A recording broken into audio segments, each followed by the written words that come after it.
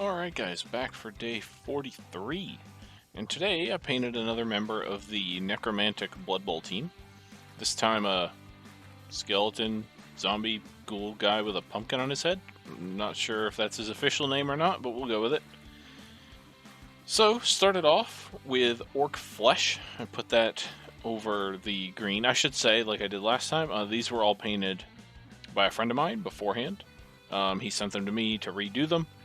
So they've started off with a couple colors on them, and I'm making them more exciting. So did Orc Flesh on the skin.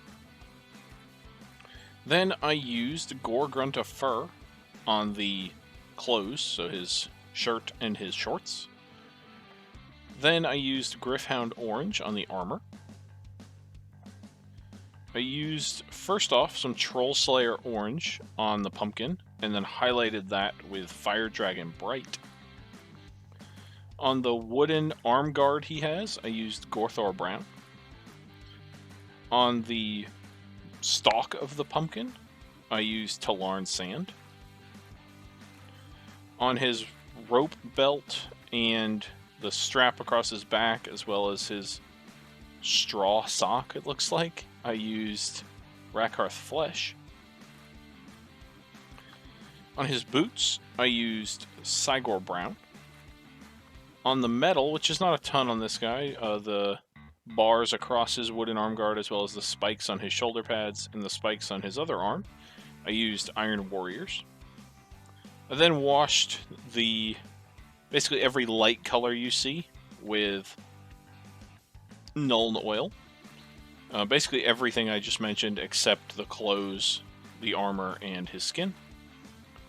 Then, after that was dry, I used Pallid Witch Flesh to paint in the stripe on his shorts. I used Screaming Skull to do the bones sticking out of his back, as well as the teeth. I then used some Xandri Dust to highlight the wood on his arm. I used some Scrag Brown to highlight his clothes. I used Troll Slayer Orange again to highlight the armor. And then finally I used some Tesseract Glow technical paint in the holes in his shirt, the creases between his muscle groups, as well as his eyes and his mouth, to show that there's some sort of green energy that's brought him back to life and is controlling him. And yeah, that was it. Called it a day. I'm not exactly sure how I'm going to base these guys yet. The basing that's on them was from when my friend painted them. I am going to base them all at some point. Probably going to be a dead sort of theme. But as I have stated several times, and how I imagined my fully painted miniature every day for a year, that does not necessarily include the base. Often it does, but sometimes it doesn't, and I'm fine with that. It's my challenge. I get to set the rules.